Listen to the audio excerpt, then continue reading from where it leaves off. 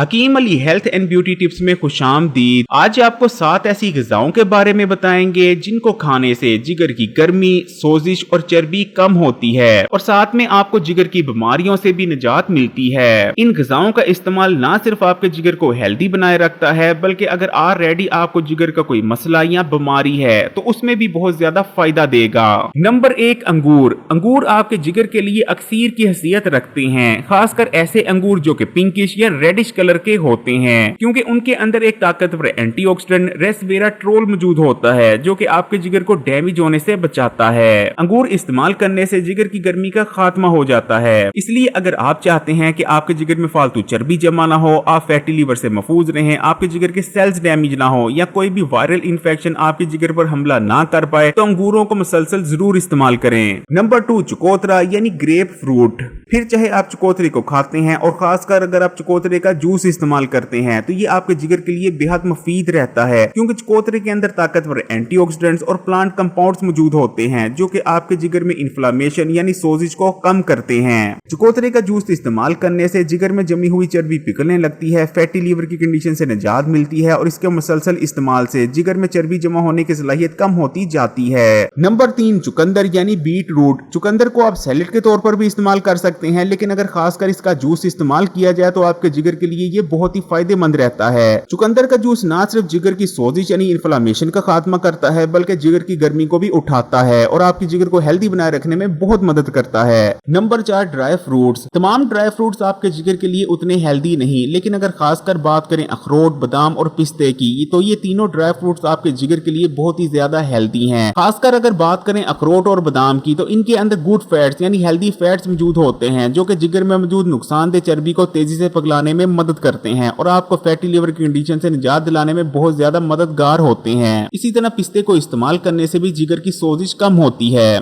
Number 5, green tea और coffee. Green tea और coffee दोनों के ही अंदर ताकतवर एंटीऑक्सीडेंट्स मौजूद होते हैं जो कि जिगर की सोजिश का खात्मा करते हैं और जिगर में चर्बी को कम कर फैटी लीवर की कंडीशन से निजात दिलवाने में बहुत ज्यादा मददगार रहते हैं। लेकिन ग्रीन टी और कॉफी उसी सूरत में आपके जिगर के लिए फायदेमंद साबित होंगी जब आप इन्हें बिना चीनी और दूध के इस्तेमाल करेंगे।